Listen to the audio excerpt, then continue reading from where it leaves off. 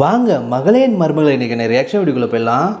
தாலி பிரிச்சு கொத்து ஆசீர்வாதம் பண்ணீங்கன்னா நல்லா இருக்கும்னு தோணுச்சுமா. கேட்குறேன். ஐயரும் பார்த்தீங்கன்னா கரெக்டாக அபிராமிட்ட வந்து ஒரு பொண்ணு இதுமாதிரி தாலி பிரித்து போகணுமா, யாருமே இல்லை, நீங்கள் வந்து கொத்து தரீங்களாங்கிறாங்க.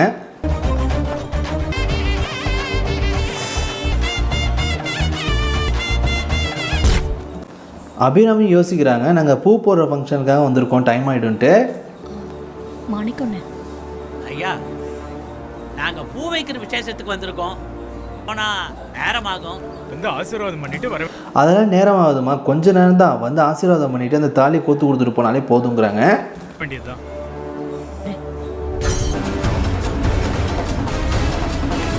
நம்ம அபிராமி ஒரு வழியாக வரேன்னு சொல்லிட்டு ஐயர் கூட வராங்க. அதை பார்த்தீங்கன்னா நம்ம துளசி பார்த்துட்டு ரொம்பவுமே ஷாக் ஆகுறாங்க.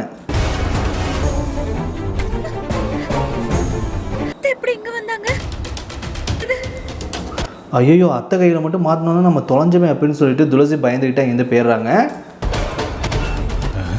இந்த பொண்ணு இங்கே தான் இருந்துச்சு, எங்கே போச்சுன்னு தெரியல. என்ன ஐயரே சொல்கிறீங்க, இப்படி தாலி தாம்பலத்தெல்லாம் இப்படியே வச்சுட்டு தனியாக அந்த பொண்ணு போயிடுச்சு அப்படின்னு சொல்லி கேட்குறாங்க. இங்கே தான் வச்சுட்டு போயிருக்கு, நீங்கள் சத்த நாள் அப்படியே இருங்கோ. இங்கே இருக்கேன், நீங்கள் போய் தேடிட்டு வரீங்களா? சரிங்கம்மா.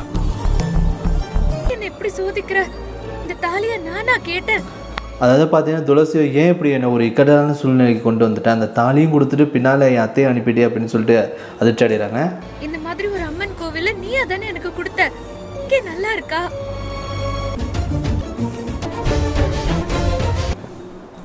அந்த ஐயரும் பார்த்தீங்கன்னா தேடி முடிச்சுட்டு வந்துட்டு அம்மா அந்த பொண்ணை காணுமா அப்படின்னு சொல்கிறாங்க. இப்போ என்ன செய்கிறது ஐயருங்கிறாங்க. அந்த பொண்ணு எங்கங்கய்யா? தெரியலம்மா, கடைக்கு ஏதோ பூஜை பொருள் வாங்க போயிருப்பான்னு நினைக்கிறேன். படப்பாவே இருந்துச்சுமா. பூ வைக்கிறதுக்கு நேரம் ஆகுது. நான் என்ன போட்டேன் ஐயரேங்கிறாங்க. இல்லைம்மா கொஞ்சம் நேரம் இருங்கம்மாங்கிறாங்க.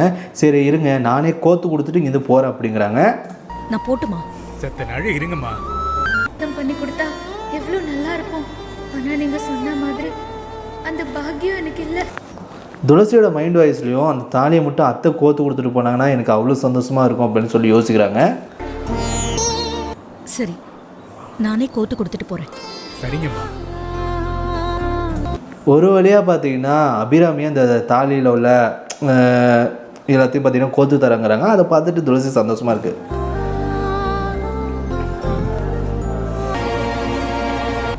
ஐயோ, எனக்கு செஞ்ச தாலி. இன்னொரு ட்விஸ்ட் என்னன்னா, நான் அந்த தாலி பார்த்தீங்கன்னா நம்ம அபிராமி தான் தெரிய கொடுத்துருப்பாங்க. அதை பார்த்துட்டு அவங்களுக்கே அதிர்ச்சியாக இருக்குது, என்ன நம்ம தலையாட்டம் இருக்கட்டு. தெரிஞ்சிருமோ? அந்த காசு மாங்காய் உருக்களை எடுத்து அதில் கோத்து கொடுங்கம்மா. தாலி மாதிரி தான் அம்மனுக்கு ஒரு தாலி செஞ்சேன், அது காணாம. அதை கேட்டு ஐயரும் என்னம்மா சொல்கிறீங்க, அப்போனா இதை விசாரிப்புமாங்கிறான். இல்லை எதே மாதிரி எங்கள் ஊரில் எவ்வளோ பொண்ணுங்க வச்சுருக்காங்க அப்படின்னு சொல்கிறாங்க. போயிடுச்சு, வந்துருச்சு. என்னம்மா எப்படி சொல்கிறேன்? எங்க குலத்துல பிறந்த எல்லா பொண்ணுங்களுக்குமே போடுற தாலி டிசைன் தான் இது. ஒரு வழியாக பார்த்தீங்கன்னா இந்த பிரச்சனை சால்வ் ஆகி நம்ம அபிராமியும் பார்த்தீங்கன்னா அந்த தாலி கயிறில் எல்லாத்தையும் சேர்த்து தராங்க.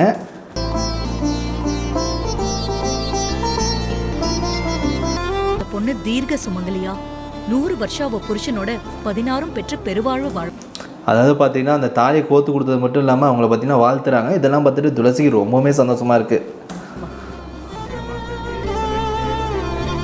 அம்மா, ராஜாங்கம் பொண்ணுக்கு தட்டில் வச்சு கொடுக்க ஒரு புடவை எடுத்துட்டு வந்தோம்ல, வீட்டில் மாணிக்கொண்ணே அவர்கிட்ட கொடுங்க. அது மட்டும் இல்லை, நம்ம 2 புடவை எடுத்துகிட்டு வந்தாலும் ஒன்று துளசிக்கு, அந்த புடவை இந்த பொண்ணு கொடுத்துடலாம், அதை கொடுங்கன்னு சொல்லிட்டு அந்த புடவையும் பார்த்தீங்கன்னா கொடுக்குறாங்க. இது அந்தபா கொடுத்துருங்க. சரிங்கம்மா. இதெல்லாம் பார்த்துட்டு துளசிக்கு ரொம்பவுமே சந்தோஷமாக இருக்குது. அப்பா அத்தை வந்து எப்படி ஆசீர்வாதம் பண்ணுவாங்களோ அதே மாதிரி நடந்துச்சுன்ட்டு. தாலி அப்படியே இங்கேயே வச்சுட்டு எங்கம்மா போயிருந்த? இங்கதான் தெப்ப குளத்துல கத்தனமா இருக்கக்கூடாது. இல்லைங்க ஐயா, இது மாதிரி பக்கத்தில் உள்ள தெப்ப குளத்தில் கால் நினைக்க போனால் அதான் லேட் ஆகிடுச்சு அப்படின்னு சொல்கிறாங்க. பாரு, உன்னை ஆசீர்வாதம் பண்ண மகாலட்சுமி மாதிரி ஒரு அம்மா வந்தாங்க. நீ உனக்கு புடவையெல்லாம் கொடுத்துட்டு போயிருக்காங்க. துளசியை பார்த்தீங்கன்னா அதை தான் நான் எதிர்பார்த்தேன், நான் என்ன எதிர்பார்த்தனோ அது நடந்துருச்சு அப்படின்னு மனசுலேயே சொல்லிக்கிறாங்க. அம்மன் பாதத்தில் வச்சு நீ என் தாலிய அத்தை கையால ஆசீர்வாதம் பண்ணி கொடுக்க தான் இப்படி பண்ணியிருக்கேன். நான் அது தெரியாமல் நான் கோபமாக என்னை திட்டேன், என்னை மன்னிச்சிரு சாமி அப்படின்னு சொல்லிட்டு பார்த்தீங்கன்னா நம்ம துளசி மன்னிப்பும் கேட்குறாங்க.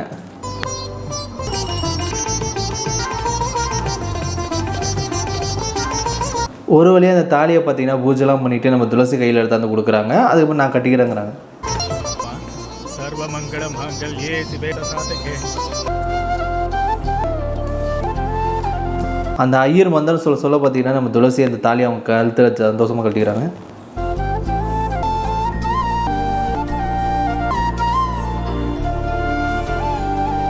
அவங்க அத்தை ஆசீர்வாதம் பண்ணி தந்ததெல்லாம் பார்த்துட்டு ரொம்பவுமே சந்தோஷமாக நான் என்ன நினச்சாலும் அது நடந்துச்சுன்னு சொல்லி தாலி கட்டிக்கிறாங்க.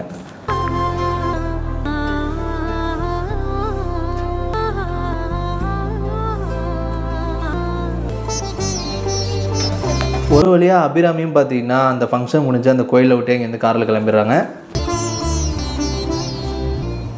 நான் தாலி பெருக்கி போட்டுக்கிறது யாருக்குமே தெரியக்கூடாதுன்னு தான் நான் இந்த ஊர் கோயிலுக்கு வந்தேன். அத்தையும் வர வச்சு என் கழுத்தை, அதாவது என் தாலி பெருக்கி போகிறது யாருக்கும் தெரியக்கூடாதுட்டு இருந்தேன். ஆனால் கடைசியில் பார்த்தீங்கன்னா தெரியாமல் அத்தையே வந்து என் தாலியை தொட்டி ஆசீர்வாதம் பண்ணி கொடுத்துருக்காங்க.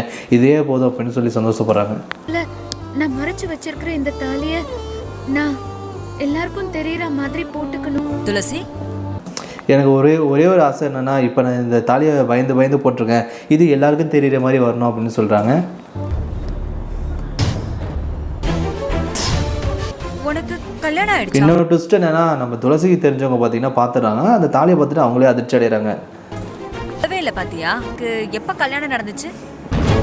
துளசிகிட்ட அவங்க பார்த்தீங்கன்னா விரிவாக கேட்குறாங்க. உனக்கு கல்யாணம் ஆயிடுச்சா, அந்த கல்யாண மாப்பிள்ளை யார் என்ன ஏதுன்னு சொல்லுங்கிறாங்க. என்னாச்சு? ஏன் அழற? துளசி அழுகிறத பார்த்துட்டு என்னாச்சு துளசி, என்னதான் பிரச்சனை என்கிட்ட வந்து சொல்லு அப்படின்னு சொல்லிட்டு தனியாக அழைச்சிட்டு போய் கேட்குறாங்க. ஏன் இப்படி அழற? ஏதாவது பிரச்சனையா? துளசி என்னாச்சு, அந்த மாப்பிள்ளை யார் என்ன ஏதுன்னு சொல்லு, ஏதோ பிரச்சனையில் மாட்டிக்கிட்டியாங்கிறாங்க. மாப்பிள்ளை யாருன்னு கேட்டீங்கல்ல, சின்ன தம்பி. வேலைக்கு இருக்கிறவனை எப்படி நீ? நம்ம துளசி எல்லா உண்மையும் பார்த்தீங்கன்னா எங்கள்கிட்ட சொல்கிறாங்க. அவர் வேறு யாரும் இல்லைக்கா, எங்கள் வீட்டில் வேலை செய்கிற சின்ன தம்பி தான்ட்டு. திரும்பவும் ஏதாவது பிரச்சனைக்குள்ள போய் மாட்டிக்கிட்டியா? முதல்ல என்ன நடந்துச்சுன்னு எல்லாத்தையும் தெளிவாக சொல்லு. என்ன நடந்துச்சு என்ன எதுவும் தெளிவாக சொல்லுங்கிறாங்க. அப்போ நடந்த எல்லா விஷயத்தையும் ஒன்றுடாமல் பார்த்தீங்கன்னா துளசி சொல்கிறாங்க.